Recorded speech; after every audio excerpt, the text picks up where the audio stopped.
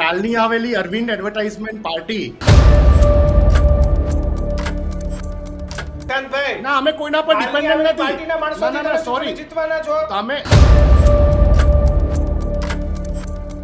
Arvind advertisement party માત્ર ને માત્ર પંજાબ સરકાર ઉપર નભેલી પાર્ટી છે.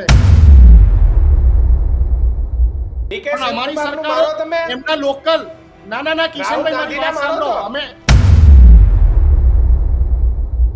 તો ચૂંટણી કમિશન, ઇલેક્શન કમિશન નામનું એક પંખી છે. આમ આદમી પાર્ટી છોટા રિચાર્જ બનીને મોટા રિચાર્જ ભારતીય જનતા પાર્ટીના પૈસે અને ભારતીય જનતા પાર્ટીનું જમવાનું ખાઈને ચૂંટણીઓમાં કોંગ્રેસને હેરાન કરવા માટે લડે છે. નહીં, 30 વર્ષથી જનતાએ કોંગ્રેસને તમાચો માર્યો છે અને ઉખાડીને ફેંકી દીધી. પણ સ્થાનિક સ્વરાજભાઈ એને નથી ખબર ક્યારે ચૂંટણી આવશે, પણ એને ઉમેદવારો જાહેર કરી દીધા. આમ આદમી પાર્ટી અરવિંદ એડવર્ટાઇઝમેન્ટ પાર્ટીના કહેવાતા મુખ્ય હતા, એક one of the top leadership જે કોંગ્રેસ પાર્ટીમાં જોડાયા. આમ આદમી પાસે પેલું નહીં, એક હાથે ત્યાં 13 તૂટે. અને તમે કોંગ્રેસ નું કરો છો. નહીં, કોંગ્રેસ નવી આવેલી પાર્ટી બીક તો કે તમને છે.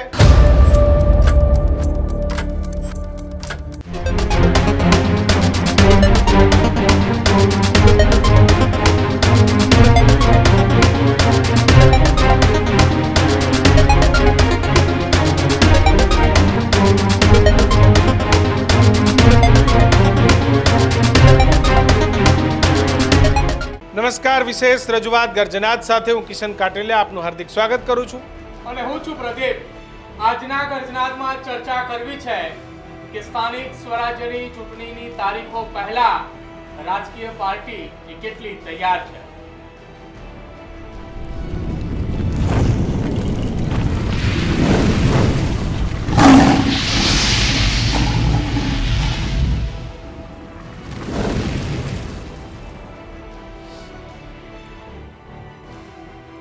कल तक जो मेरा था आज वो उनका है.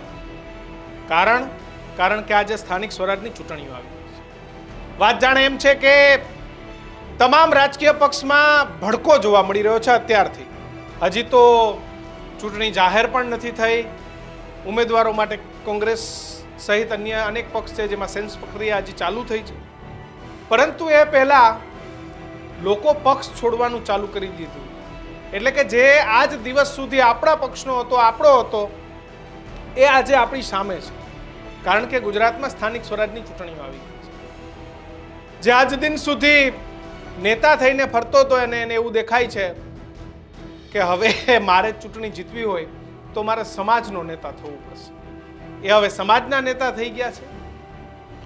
જે લોકોને એવી ખબર પડી ગઈ કે આ મુદ્દો ઉપાડવાથી હું ચૂંટણી જીતી જઈશ, એ મુદ્દો ઉપાડી રહ્યા છે. અને ગુજરાતમાં સ્થાનિક સ્વરાજની ચૂંટણીઓમાં કદાચ વર્ષો બાદ પ્રદીપ ફરી એક વખત ત્રિપાખ્યો જંગ થવા જઈ રહ્યો છે. આમ આદમી પાર્ટીએ તો ઉમેદવારો પણ જાહેર કરી દીધા છે. ઉમેદવારો જાહેર થતાની સાથે જ સૌથી પહેલા ભડકો પણ એમાં થયો.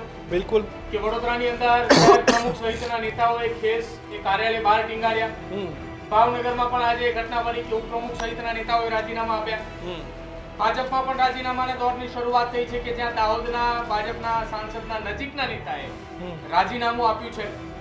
અને આ સ્થિતિનું નિર્માણ એટલા માટે કે સ્થાનિક સ્વરાજ્યની ચૂંટણીની અંદર કાં એમને ટિકિટ ના મળે, કાં તો પછી એમના નજીકના ગણાતા એમના ટેકેદારો હોય, એમના સગા સંબંધી હોય, એમને ટિકિટો ના મળે. અને તેના કારણે આ પ્રકારની ઘટનાઓ હવે ખુલીને સામે આવવા લાગી છે. તારીખો તો જાહેર નથી થઈ. તારીખો જાહેર થાય, નામો જાહેર થાય ત્યારે આના કરતા અને જેમ જેમ બધું નજીક આવશે, પ્રદીપે કીધું એમ ભડકો બધી જગ્યાએ વધવા. અને સ્થાનિક સ્વરાજની ચૂંટણીઓ પહેલા જ ભડકાની સ્થિતિ પ્રદીપ આ બધા રાજકીય પક્ષ માટે ચિંતાનો વિષય પણ છે. બસ, અને ચિંતાના વિષયની વચ્ચે કેન્દ્રના નેતાઓ ગુજરાતના પ્રવાસે લાગી ચૂક્યા છે. એ કોંગ્રેસ હોય, આમ આદમી પાર્ટી હોય કે ભારતીય જનતા પાર્ટી હોય, દરેક રાજકીય પક્ષના કેન્દ્રના નેતાઓ ગુજરાતની અંદર પ્રવાસો વધારી રહ્યા છે. કે આ લિટમસ ટેસ્ટ કહી શકાય દરેક રાજકીય પાર્ટી માટે કે 27 ની અંદર કેવું પરિણામ આવશે તેનો ક્યાંક એ 10-12% અથવા તો 20% જેટલો અંદેશો લગાવી શકાય કે આ ચૂંટણીમાં આપણે જે પરિણામો લાવીએ એનું અસર 2027માં આપણને દેખાય. બિલકુલ. અને આ જ મુદ્દે આજે ગર્જનાદની અંદર ચર્ચા કરવી છે. આજે ચર્ચાની અંદર બંને એ રાજકીય પાર્ટી અને સાથે જ રાજકીય વિશ્લેષક એ તમામની સાથે ચર્ચા કરવી છે. ભારતીય જનતા પાર્ટીમાંથી આજની આ ચર્ચાની અંદર નિલેશ સોલંકી છે, કોંગ્રેસમાંથી નિશાંત રાવલ છે અને પ્રશાંત ગઢવી પણ આપણી સાથે જોડાય છે રાજકીય વિશ્લેષક તરીકે. પ્રશાંતભાઈ, સૌથી પહેલા તમારી પાસે આજે ચૂંટણીની તારીખો જાહેર તો નથી થઈ, પણ તારીખો જાહેર થવાની શક્યતાઓ આપણે બતાવી રહ્યા છે કે એપ્રિલના પહેલા સપ્તાહની આસપાસ જાહેર થાય. એ પહેલા જ ભડકો સામે આવી રહ્યો છે. કોઈને ટિકિટ નથી મળી એનું દુઃખ છે, કોઈને વાતનું દુઃખ છે કે 5 વર્ષ માટે ઘર મૂકી અને પાર્ટી માટે કામ કર્યું, પાર્ટીએ અવગણના કરી.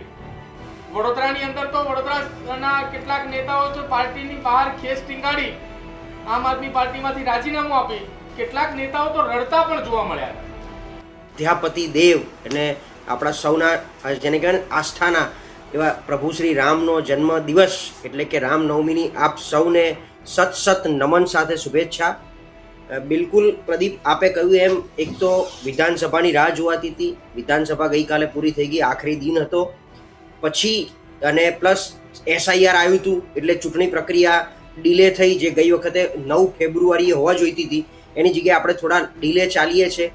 હવે ચૂંટણી ક્યારે જાહેર થશે? તો ચૂંટણી કમિશન, ઇલેક્શન કમિશન નામનું એક પંખી છે, ખૂબ જ સ્વાયત્ત છે. એટલે સ્વાયત્ત સંસ્થા માનનીય પ્રધાનમંત્રીની ગુજરાતની એક મુલાકાત, જેમાં ખૂબ જ લોકાર્પણ અને ભેટ આપવામાં આવશે 31મી તારીખની આસપાસ. એ પછી સ્વાયત્ત સંસ્થા જાગશે કે હું સ્વાયત્ત છું અને મારે તો ચૂંટણી જાહેર કરવાની છે. અચ્છા, મોદી સાહેબ જતા રહ્યા છે એટલે હવે કંઈ છે નહીં. એટલે એપ્રિલના પહેલા વીકમાં તમે કીધું એમ ગમે ત્યારે આ ચૂંટણી જાહેર થાય. લગભગ એપ્રિલ લાસ્ટ વીક અથવા મે ફર્સ્ટ વીક સુધીમાં આ ચૂંટણી પતી જાય, કારણ કે ગરમીનું પણ ધ્યાન રાખવાનું છે. અને એમ કહેવાય કે રાજકીય પક્ષો છેલ્લા ઘણા સમયથી આની તૈયારીઓ કરી રહ્યા હતા, કારણ કે એક તો ઓલરેડી જે વાંછુકો છે, ઓલરેડી જે ઇનકમ્બન્ટ એટલે ગઈ વખતે જે કોર્પોરેટર રહી ચૂક્યા છે, કોર્પોરેશન હોય, નગરપાલિકા હોય, જિલ્લા પંચાયત, તાલુકા પંચાયતના ડેલિગેટ સભ્યો હોય, એમને પોતાને, કારણ કે એ જે એક એવો કૂવો છે, એક નાનકડું એવું તળાવ છે કે બધી માછલીઓને એમાં જ રહી અને પોતાનું સામ્રાજ્ય રાખવું હોય છે. એટલે એ લોકોએ એમની રીતે મહેનતો કરી છે ખૂબ. એટલે ટિકિટ લેવાની હો, મહેનત એટલે એવું નહીં કે લોકો માટે, જનતા માટે, વિકાસ માટે, એ પોતે જે નગરમાં વસે છે નગરની સમસ્યાઓ માટે મહેનત કરી હોય નહીં કરી મને નથી ખબર, પણ એમના પોતાની ટિકિટ માટે કે ભાઈ ફરી પાછી આ ચૂંટણી આવે 2026માં આવી ગયા છે તો એની કોર્પોરેશનની ચૂંટણીમાં મારી ટિકિટ ફાઇનલ થઈ જાય એના માટેની મહેનતો ખૂબ કરી છે. કોંગ્રેસ હોય, આમ આદમી, જેમ તમે કીધું એમ 400 કરતાં વધારે લોકોએ તો ટિકિટ જાહેર કરી દીધી છે. એમાં જેની કપાણી, જેની ઈચ્છા હતી, કારણ કે એક તો આમ આદમી પાસે પેલું નહીં, એક હાથે ત્યાં 13 તૂટે, એક તો એમની પાસે કાર્ય. પ્રશાંતભાઈ, દેશની બંને સૌથી મોટી સૌથી જૂની પાર્ટી ભાજપ અને કોંગ્રેસ એ હજી સુધી કઈ નક્કી નથી કરી કે આમ આદમી પાર્ટીએ વિસાવદરમાં 6 મારી હતી અને સ્થાનિક સ્વરાજભાઈ એને નથી ખબર ક્યારે ચૂંટણી આવશે, પણ એને ઉમેદવારો જાહેર કરી દીધા. બિલકુલ. વિસાવદરમાં એમનો નાઇટ વોચમેન ઓપનિંગ ખેલાડી નીકળ્યો અને જીત હાંસલ કરી. હવે કોર્પોરેશનમાં કેટલું કાઢે છે આપણે જોવાનું રહ્યું, પણ જેમાં મેં કીધું આમ આદમી પાર્ટી પાસે તો કાર્યકર નહીં તો ઉમેદવાર તો ક્યાંથી આવે, અને એટલા માટે એ લોકોએ જે શોધ્યા. એટલે જે લોકો છેલ્લા 10-20 વર્ષથી ભાજપ કોંગ્રેસમાં મહેનત કરતા હતા અને ટિકિટનો મેળ નહોતો પડતો, એમણે આમ આદમી પાર્ટી જોઈન્ટ કરી ટિકિટની લાલચ, અને એમાં જેની ટિકિટ કપાઈ ગઈ 400-500માં એ બધાએ રાજીનામાના દોર ચાલુ કરી, કોંગ્રેસમાં જોડાણ ચાલુ કર્યું. પહેલું ભારતીય જનતા પાર્ટી તો 24/7 365 એમને ઉમેદવાર સાથે બહુ લેવા દેવા નથી હોતો, પણ એમનું એટલું બધું આમ જેને કહે ને કે મારો ચૂંટણીનો ઢંઢેરાનો પ્રચારનો એટલો બધો પહેલા દિવસથી ગમે ત્યાં બધે ચાલતો હોય છે. એટલે એમની રીતે મજબૂત ને તૈયારી કરી રહ્યું છે. કોંગ્રેસ પક્ષે કાયમ જે મીઠી ટકોર આપણે આપતા હોઈએ છીએ, પણ આ વખતે થોડુંક વહેલા પણ જાગ્યા હતા. ગઈ વખતે પણ આપણે ચર્ચા કરી ચૂક્યા હતા કે કોંગ્રેસ થોડું સફાળું ને વહેલું જાગ્યા, પણ હજી બી જેમ પ્રદેશ પ્રમુખ બને પછી એની ટીમ જાહેર થાય એમ કોંગ્રેસમાં હજી અમિત ચાવડા પ્રદેશ પ્રમુખ બન્યા પછી એમની જોઈએ એવી ટીમ જાહેર નથી. અને ચાન્સ પર ડાન્સ મારવાનો એક મસ્ત મોકો એમની પાસે જે છે, અથવા જે હતો હવે હતો થઈ જાય, ચૂંટણી આવી ગઈ, જો એ છે તો એની મહેનત દેખાત એટલી સરસ એમના માટે લોકોએ મેદાન તૈયાર કરીને આપ્યું હતું. છેલ્લા 5 વર્ષમાં રાજ્યની અંદર પડેલી તકલીફો, ક્યાંક રોડ, રસ્તા, ગટર, પાણી તો સામાન્ય તકલીફ છે, એ સિવાય ક્યાંક ભ્રષ્ટાચારથી લઈ, ટીઆરપી કાંડથી લઈ, બ્રિજ તૂટવાથી માંડી એટલી બધી સમસ્યાઓનો હલ્લો મચ્યો તો એમના માટે એક સરસ મજાની તક હતી. લોકોએ પ્લેટર પીરસ્યું, પણ એ પ્લેટરને ખાતા હજી સુધી કોંગ્રેસને આવડ્યું નહીં. કારણ કે એ જે તૈયારી હોવી જોઈએ ગ્રાઉન્ડ લેવલની, ચલો ઉમેદવારની સેન્સ પ્રક્રિયા એક અલગ વસ્તુ છે, પણ લોકોમાં એક કોંગ્રેસની માનસિકતા ઘુસાડવાની કે ભાઈ હવે 30 વર્ષથી રાજ્યમાં અને ઘણા વખતથી 3 ટર્મથી કોર્પોરેશનમાં પણ જેનું શાસન ચાલે છે એને લોકોને ક્યાંક ઉખાડી થોડી ઘણી ઈચ્છા જાગી હોય કાર્યકરે જનતાને, કારણ કે જનતાના જોઈએ 100% સંપૂર્ણ શતપ્રત ઝડપવાની જે એમની પાસે એક તક હતી, એમાં મને લાગે છે ક્યાંક કોંગ્રેસ થોડુંક ઊણું ઉતર્યું છે. જોઈએ, કદાચ અંદર ખાને નાનું મોટું કામ કર્યું હોય, જેમ મોદી સાહેબે 2022માં કીધું હતું કે કોંગ્રેસ અંદર ખાને ખાટલા બેઠકથી ખૂબ કામ કરી રહી છે. એ કામ આપણને દેખાણું 17 સીટોમાં, એમાં આમાંય કંઈક દેખાશે હશે તો. જી, ક્યાં સુધી કોંગ્રેસ એ આ જ પ્રકારે બેઠકોનો દોર કરશે, અથવા તો જૂના નેતાઓ જે કોંગ્રેસની અંદર વર્ષોથી કોંગ્રેસની એ ડાયરીની અંદર સામેલ છે કે આ નેતાઓની સાથે બેઠકો કરો, આ બેઠકો બાદ ચર્ચાઓ કરો અને ત્યારબાદ મેદાનની અંદર વિરોધ કરવા માટે કોંગ્રેસ ઉતરે, તો એ વિરોધ 2-3 દિવસ સુધી લોકોને ખ્યાલ આવે કે આને કોંગ્રેસ વિરોધ કરે છે, પણ આ વિરોધ કોંગ્રેસનો અથવા કોંગ્રેસની આ બેઠકો એ પરિણામમાં કેમ નથી આવતું? કાલની આવેલી પાર્ટીએ 450 ઉમેદવાર જાહેર કરી દીધા, તમે ક્યાં સુધી રાહ જોશો? કિશનભાઈ, કાલની આવેલી અરવિંદ એડવર્ટાઇઝમેન્ટ પાર્ટી એ જે ખાલી ને ખાલી એની જોડે જે બચેલા ખૂટેલા કાર્યકર્તાઓ છે એ માત્ર ને માત્ર ચૂંટણી લક્ષી જ હોય છે. એ લોકોને પાર્ટીની કોઈ વિચારધારા નથી, પાર્ટીની કોઈ વિચારધારા સાથે કનેક્ટેડ નથી, પાર્ટી માટે કોઈ પ્રેમ નથી. તમે જો કે જે જિલ્લાઓમાં, જે કોર્પોરેશનમાં અરવિંદ એડવર્ટાઇઝમેન્ટ પાર્ટીએ પોતાના ઉમેદવારો જાહેર કર્યા, જેટલા જાહેર થયા એનાથી 2 ગુણા તો રાજીનામા આવવાના ચાલુ થઈ ગયા. અરવિંદ એડવર્ટાઇઝમેન્ટ પાર્ટી માત્ર ને માત્ર પંજાબ સરકાર ઉપર નભેલી પાર્ટી છે. પંજાબ સરકારના કરોડો રૂપિયા ગુજરાતમાં મોટા મોટા હોર્ડિંગ મારીને, ગુજરાતના અખબારોમાં મોટી મોટી એડવર્ટાઇઝમેન્ટો આપીને કરોડો રૂપિયા પંજાબની જનતાના વેડફી કાઢવા, તો એ આખો ભારત દેશ અને ગુજરાતની જનતા પીલીભાતી જોઈ રહી છે. અરે ભાઈ, ગુજરાતની જનતા સવાલ કરે છે રોજ કે આ હોર્ડિંગ આટલું મોટું પંજાબ સરકારનું ભગવાન માનનું અહીંયા અમદાવાદમાં શું કરી રહ્યું છે? આ વડોદરા, સુરત, રાજકોટમાં હોર્ડિંગ શું કરી રહ્યું છે?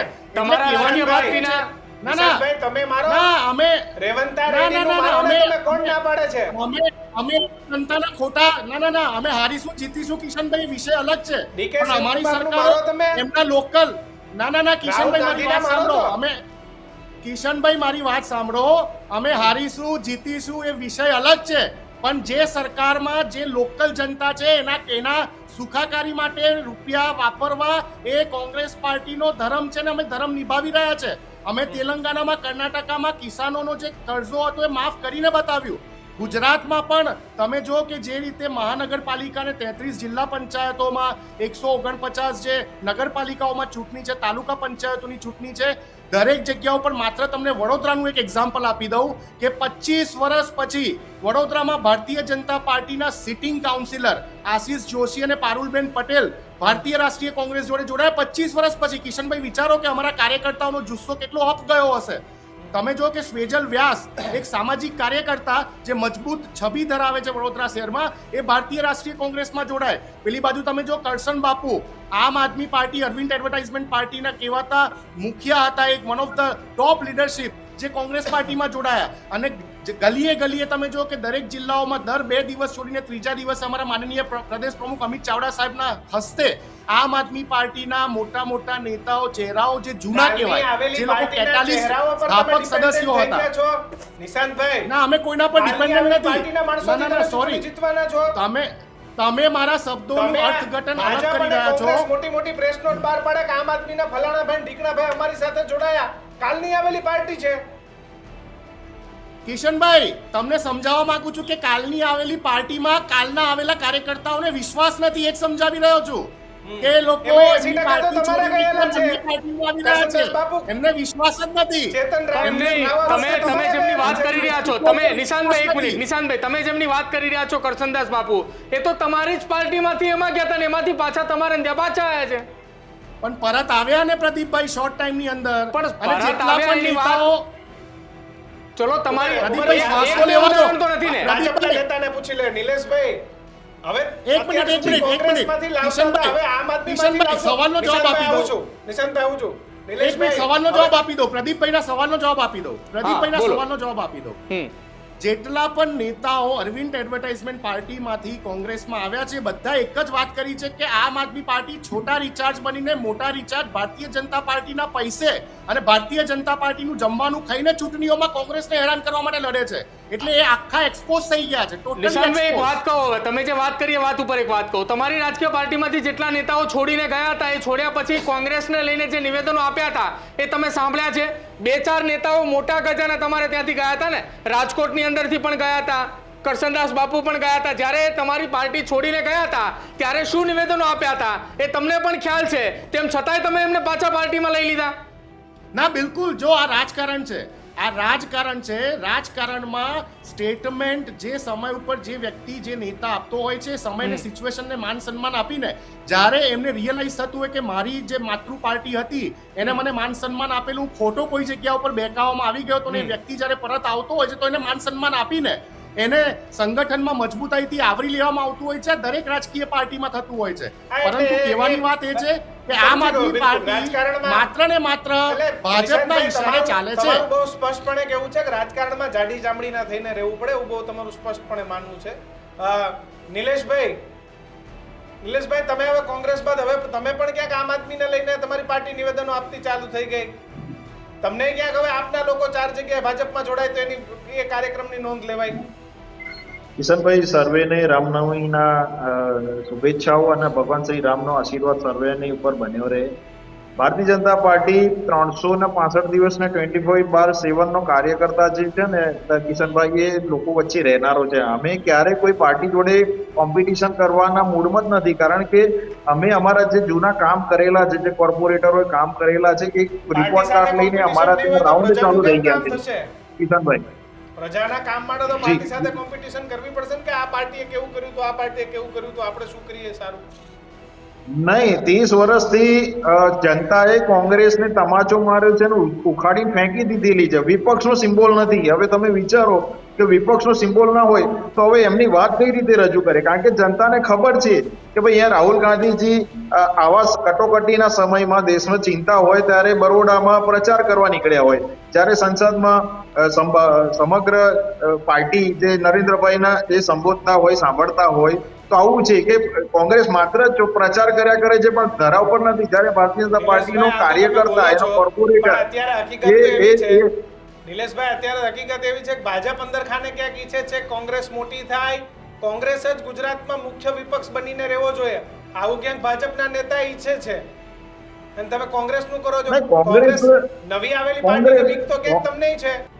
કોંગ્રેસ બીજા સૌથી મોટી પાર્ટી છે અને એને 70 વર્ષ 100 વર્ષ એને રાજ કરેલું છે, તો સ્વાભાવિક છે કે ભારતીય જનતા પાર્ટી 30 વર્ષથી ગુજરાતમાં રાજકીય એનું વજૂદ બનાવી રાખ્યું છે, જનતાના મનમાં છે અને કેન્દ્રમાં ત્રીજી ટર્મમાં નરેન્દ્રભાઈએ શપથ લીધા.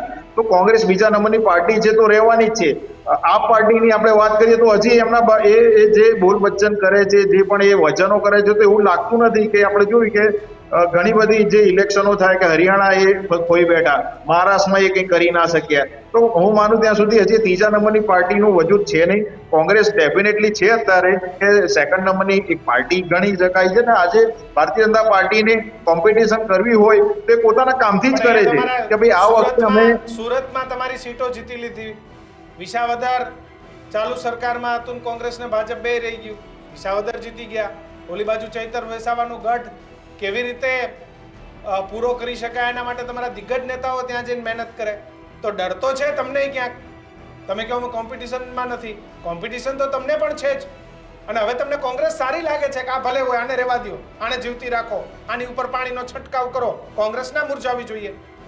નહીં, સ્વર્ગીય અહેમદભાઈ પટેલે જેને આખી જીવન કોંગ્રેસનું સેવા કરી અને એમની સીટ એમના દીકરા દીકરીઓનો જે કહી શકાય કે એમનો વારસાઈ કહી શકાય કે આપી શકાય, તો ચેતર વસાવાને કોંગ્રેસે. હવે કોંગ્રેસના આપનું કેવું કે ગઢ બરે છે સેન્ટ્રલમાં. પ્રશાંતભાઈ, તમે બંને નેતાઓને ખૂબ સારી રીતે સાંભળ્યા. હવે મારે તમને કંઈ પૂછવાની જરૂર નથી. કિશનભાઈ મારે એક વાત એ કરવી છે, 2020 પહેલો કાળ અને બીજો ફેઝ 2021, ત્યારબાદ ચૂંટણી થઈ હતી અને કોરોના કાળમાં લોકોને કંઈ જ એટલે તકલીફથી માંડીને બોલવાનું કંઈ બાકી નહોતું રાખ્યું. તેમ છતાં તરત જ ચૂંટણી આવી હતી સ્થાનિક સ્વરાજની, અને અમદાવાદ, બરોડા, સુરત અને રાજકોટ 4 મોટા મહાનગરપાલિકા, બીજા બધા તો ખરા ભાવનગર, જુનાગઢની ચૂંટણી અલગ થાય છે પણ, અને ગાંધીનગર અલગ થાય છે. તેમ છતાં ત્યાં સિંગલ ડિજિટમાં કોંગ્રેસ હતી, એટલે ડબલ ડિજિટમાં પણ નહોતી. એટલે આની પાછળ આપણે વાંક કોંગ્રેસને કાઢવો, પછી ક્યાંક જનતાનો વિશ્વાસ સમજવો, પછી વધુ પડતો વિશ્વાસ જે હોય એ જનતા એ ચોટી લાઈ ભારતીય જનતા પાર્ટી જે હતું એ બરાબર છે. ગઢવી સાહેબ, સ્ટાન્ડર્ડ ક્યાં? કયું સ્ટાન્ડર્ડ? આ ફજૂર જનતાના વોટ, ફજૂર ફરિયા કરવાનું. એટલે એ જ કહું છું, જનતાના સ્ટાન્ડર્ડ, વોટનું સ્ટાન્ડર્ડ કે પાર્ટીના કામ કરવાનું સ્ટાન્ડર્ડ? આ લોકશાહી. પણ એ તો આઈડિયોલોજી, રાજકીય પાર્ટી જો વળગતા રહેવું પડે. ભારતીય જનતા પાર્ટીની જે વિચારધારા છે એના તો એ લોકો સતત ગુણગાન ગાય છે, હિન્દુત્વની વાત સતત કરતા રહે છે. મેં તો આવું હમણાં પિક્ચર પેલું ધુરંધર જોયું, એમાં ક્યાંક ને ક્યાંક, એટલે જે હોય મારે પડવું નથી, કોંગ્રેસની વિચારધારા જે છે એ અત્યારે ડામાડોળ. કઈ વિચારધારા, એટલે સેક્યુલરિઝમની વાત કરવી, આઝાદી વખતે જે કામ હતું, ત્યારબાદ 45-55 વર્ષ સુધી એ કેવી રીતે એમણે દેશને શું આપ્યું એની વાત હજી સુધી ક્યાંય સારી રીતે મુકતા આપણે જોયા નથી. વત્તા એમના મુદ્દા સારા, માનો કે લઈને બધી જ વાત કરીએ કે રાહુલ ગાંધી મુદ્દા આપે, પણ એ મુદ્દા સંભાવ વોટમાં પરિવર્તિત થતા નથી. એની પાછળનું કારણ શું? એ છે કે લોકો એમને માનસિક રીતે એવા વિચાર કે કોંગ્રેસ મુસ્લિમની પાર્ટી છે, કોંગ્રેસ મુસ્લિમ પ્રભાવિત પાર્ટી છે. એક જ કારણ એવું છે કે જે જનતા આવું માની અને માત્ર હિન્દુત્વની વિચારધારાને આધીન વોટિંગ કરી રહી છે. આમ આદમી પાર્ટી, જો આમાં કેવું હોય, ક્લાસમાં 3 પ્રકારના સ્ટુડન્ટ હોય, એટલે અત્યારે છે ને ભારતીય જનતા પાર્ટી એ ડિસ્ટિંક્શન વાળી પાર્ટી છે, 80% પ્લસ, એટલે પરિણામમાં પણ 80% પ્લસ હોય છે. કોંગ્રેસ 25% વાળું સ્ટુડન્ટ છે, જેને મહેનત કરી 35, 40, 45, 50 સુધી પહોંચવું પણ છે. લોકો જ ધક્કા મારે છે, ક્યાંક મીડિયા થકી, પણ તેમ છતાં ક્યાંક જનતા એને એટલામાં જ રાખવા માંગે છે. તમે ઓવરઓલ રિઝલ્ટ જુઓ તો 10% કોંગ્રેસને મળ્યું. વિધાનસભા 182 માંથી 156 પર્સન્ટેજ રેશિયો, હિટ રેશિયો શું છે? એટલે ઓવરઓલ. અચ્છા, હવે આ બધું તો બાજુ પર મૂકી દીધું. જેના માટે આપણે વાત કરી જાય, સ્થાનિક સ્વરાજ, એટલે સ્થાનિક મુદ્દા, સ્થાનિક વ્યવસ્થા, સ્વરાજ, જે ગાંધીજીએ આપેલો જન્મસિદ્ધ અધિકારની જે વાત હતા, સ્વરાજ મેરા જન્મસિદ્ધ અધિકાર હૈ. તો ગાંધીજીએ તો આઝાદી અપાઈ દીધી. આઝાદી પછી આ રાજકીય પાર્ટીઓએ એ જન્મસિદ્ધ અધિકાર ભારતની, ગુજરાતની કે મહાનગરની જનતાને આપી કે નથી આપી? અને નથી આપી 75 વર્ષ પછી, તો એની પાછળ ઠીકરું આપણે જનતા તરીકે કોના માથે ફોડવું? કે તમે બેઝિક પાણી, ગટર, રસ્તા, ટ્રાફિક, બ્રિજ પડવા, ભ્રષ્ટાચાર, સરકારી કામકાજ, આ આખી જે ઇકોસિસ્ટમ છે એની અંદર એક નાગરિક તરીકે તમારું ને મારું કામ નીકળે છે કે નથી નીકળતું? આ બધું કોણ બેલેન્સ કરશે? આને કોણ મૂલ્યાંકન કરશે? આનું એનાલિસિસ કરીને વોટિંગ કરવાનું હોય તો મને લાગે છે આ 100% ઇમ્બેલેન્સમાં જતું. એ બધું જો આનું મૂલ્યાંકન, પ્રશાંતભાઈ, કેવી રીતે સમાજના વર્ગીકરણ કરવા, કેવી રીતે આ કોંગ્રેસ આને ઊભો રાખે ને ભાજપ આને ઊભો રાખે, આપણે આનો ઊભો રાખીને આપણે કેવી રીતે જીતી જઈએ, આ બધી મેકેનિઝમમાં પાર્ટીઓ વ્યસ્ત છે. કેવી રીતે સમાજવાદ થાય ને, ભલે 5000 કે 2000 ની લીડ પણ જીતવું છે, આ બધામાં અત્યારે દરેક પાર્ટીને રસ છે. એટલે જો જીતા વહી સિકંદર આપણે જે કહીએ છીએ, જેમ અત્યારે 3ના ટ્રાયંગલમાં કોંગ્રેસ આવ 3જા નંબરે વિસાવદરમાં ગયું, તો કોંગ્રેસ પાસે શું ઉમેદવારની કમી વિસાવદરમાં? ક્યાંક ને ક્યાંક એને ઉમેદવારની પસંદગી પ્રક્રિયા સરખી ના કરી શકી. એ જ રીતે કે બીજી બધી જગ્યાએ તમે જુઓ, 156 નું પણ તમે એનાલિસિસ કરો તો કેટલી એવી સીટો છે જ્યાં કોંગ્રેસ 3જા નંબરે પહોંચી ગયું. તો કાલની આવેલી પાર્ટી જેની વિચારધારા શું કે જેને ભાજપ નથી ગમતું, જેને કોંગ્રેસ નથી ગમતું, એ મને પસંદ કરે, અને જેમને ક્યાંય ટિકિટનો મેળ નથી પડતો એ અમારી ટિકિટ પર ચૂંટણી લડે, ક્યાંક પ્રતિષ્ઠિત વ્યક્તિઓ, અને જીતી બતાવે. આ જે પરિસ્થિતિ છે એમાં રાજકીય પાર્ટીઓ જે 135 વર્ષ જૂની છે, ક્યાંક 1980 ની ભારતીય જનતા પાર્ટી છે, એ પણ જનતાનો એટલો બધો વિશ્વાસ બેસાડી ચૂકી કે નવી આવેલી પાર્ટી પર લોકોને ભરોસો બેસવા માંડે અને ત્યાં પણ વોટિંગ થાય. અથવા ત્રીજી પાર્ટીએ 400 કરતા વધુ ઉમેદવારો, તો શું એ ઉમેદવારો ખાલી ઘરમાં બેસી ગયા છે? રોડ પર આપણે એમનું કામ દેખાઈ રહ્યું છે. ઘણા બધા મેં જોયું રાજીનામા પડ્યા, ઘણા નામન પણ થામ્યા છે ડાયમાં. તો શું આ જેમ કોંગ્રેસમાં કેવું છે કે વિધાનસભાની ચૂંટણી હોય એના 3 મહિના પહેલા જે તે વ્યક્તિને ટિકિટ લેવી હોય એના પોસ્ટર બેનરો 4 રસ્તા ઉપર મારી દે, પછી ત્યાં જઈને બતાવે અને ટિકિટ લઈ જાય. ચૂંટણી પતી જાય, હારી જાય, પછી 5 વર્ષ ક્યાં હોય એ તમારે મારું શોધવા પડે. જેવી રીતે આપણે કોર્પોરેટરનું શોધવા પડે 5 વર્ષ માટે, એવી રીતે ઉમેદવારો કોંગ્રેસ છેલ્લા 3 ટર્મથી જીતેલા કે હારેલા તમામ કોર્પોરેટરોને ખાલી ભેગા કરી 2 રાઉન્ડ માર્યા હોત ને, વધારે મહિને 1 રાઉન્ડ, તોય મને લાગે છે ક્યાંક ને ક્યાંક પ્રજાને એવું લાગે કે કોંગ્રેસ આપણી વચ્ચે જ, પણ એ સદંતર એમાંથી ફેલ ગયું છે. બકાયદા કહ્યું, નિશાંતભાઈ મારા મિત્ર જ છે, મેં પણ બહુ નિખાલસ ચર્ચા કરીએ છીએ કે કોંગ્રેસ જ્યાં જ્યાં ફેલ જાય છે ત્યાં મીડિયાના માધ્યમથી પણ એમને કહીએ છીએ, પણ હવે એમને પહેરી લીધી છે પાઘડી એવી કે આની બહાર એમને આવવું નથી. એમને ચોક્કસ એક સર્કલ બનાવી દીધું છે. હવે તમે જો એ આખી ચૂંટણી સમિતિની અલગ અલગ સમિતિઓ બનાવી, સમયનો થોડો અભાવ છે. પ્રશાંતભાઈ, થોડો નિશાંતભાઈ, આપની લાસ્ટ કમેન્ટ અને ત્યારબાદ ભાજપમાંથી આપની લાસ્ટ કમેન્ટ પ્લીઝ. હું આપની રજા લઈશ. ગઢવી સાહેબ બે બધી હાલો. હા કિશનભાઈ, જે રીતે તમે જો કે જે રીતે માનનીય અમિત ચાવડા સાહેબે ગુજરાત પ્રદેશ કોંગ્રેસના પ્રમુખ તરીકેનો ચાર્જ સંભાળ્યો અને ત્યારથી એક નવી ઉર્જા, જન આક્રોશ રેલી અને જન આક્રોશ સભાઓના માધ્યમ દ્વારા આખા ગુજરાતમાં સાઉથ ઝોન હોય, મધ્ય ઝોન હોય કે સૌરાષ્ટ્ર ઝોન હોય, તમને જોવા મળ્યો કે દૂરના છેવાડાના ગામડામાં પણ અમિત ચાવડા સાહેબ સાથે અમારી આખી કોંગ્રેસની ટીમ જઈને એમના પ્રશ્નોના નિવારણ માટે અમે જે સભાઓ યોજી અને તાત્કાલિક ધોરણે ત્યાંના જે અધિકારીઓને પણ તમે લાઈવના માધ્યમ દ્વારા બતાવેલું છે કે એક્ટિવ મોડમાં અમે જે રીતે એમની સમસ્યાઓને દૂર કરી, પછી દારૂના દૂષણ હોય કે ડ્રગ્સના દૂષણ હોય, જે અમારા જિગ્નેશ મેવાણીએ જ્યાં જનતા રેડ કરીને આખો મુદ્દો જ્યારે ગુજરાતમાં ખૂબ જ ગરમ બન્યો હતો, એ જોતા એગ્રેશનના મોડમાં પાર્ટી છે. પાર્ટી ઓલરેડી 1.5 વર્ષથી પોતપોતાની જગ્યા ઉપર કમિટીઓ બનાવીને રોડ ઉપર અમારા જિલ્લા સમિતિઓ, અમારા શહેર પ્રમુખો રોજ બરોજના આંદોલનો આપીને જનતાનો વિશ્વાસ કાયમ કરવાની કોશિશ કરી રહ્યા છે. અને એ જોતા પરિણામના દિવસે તમારી સાથે આ મુદ્દે ફરી ચર્ચા કરીશું કે તમે જે વાત કરો છો કે ગ્રાઉન્ડ ઉપર કેટલી જોવા મળી. તમામ મિત્રો જોડાયા, તમામ મિત્રોનો ખૂબ ખૂબ આભાર. તો સ્થાનિક સ્વરાજની ચૂંટણીઓનું જે વ્યુગલ છે, વ્યુગલ ફૂંકાઈ ગયું છે અને આવનારા સમયમાં કોંગ્રેસ હોય કે આમ આદમી પાર્ટી હોય, આ બંનેમાંથી આગામી સમયમાં કોણ જનતાના દિલ જીતવામાં સફળ થાય છે. કારણ કે જીત ભાજપની થશે એવું અત્યારથી લોકો માની રહ્યા છે ને ભાજપ માની રહી છે, પણ કોંગ્રેસ અને આપ આ બંનેમાંથી કોણ એ પ્રજાના દિલમાં વિપક્ષનું સ્થાન પામી શકે છે.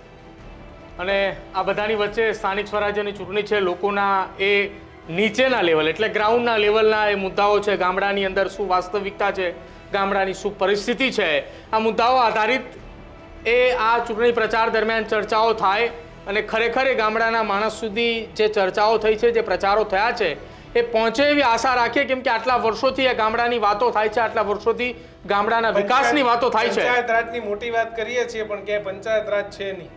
એ આદિવાસી વિસ્તાર જોઈ લો, છોટાઉદેપુરના હોય, નર્મદાના ભરૂચના એ વિસ્તાર હોય કે પછી એ સૌરાષ્ટ્રના એ ગામડાઓ લઈ લો, ત્યાં પરિસ્થિતિ આજને એ પણ વર્ષો પહેલાં જે પરિસ્થિતિ હતી એવી ને એવી જ પરિસ્થિતિ છે. એ રોડ રસ્તાની વાત હોય, એ પાણીની વાત હોય કે પછી એ સામાન્ય વ્યક્તિની જરૂરિયાતની વાત હોય. સમાજમાં અમારો છે, આપણો છે, આ બધાનું જોયા કરતા મુદ્દાઓને આધીન મત આપજો અને કેવી રીતે આપણે સ્થાનિક જે ચૂંટણીઓ છે અને જે સ્થાનિક મુદ્દાઓ છે અને સ્થાનિક જે ગવર્મેન્ટ છે એટલે કે તાલુકા જિલ્લાને કેવી રીતે આપણે ગુજરાતમાં મજબૂત બનાવી શકીએ એ ખાસ અમારા કમેન્ટ સેક્શનમાં લખજો. જોતા રહેજો ન્યૂઝરૂમ. નમસ્કાર.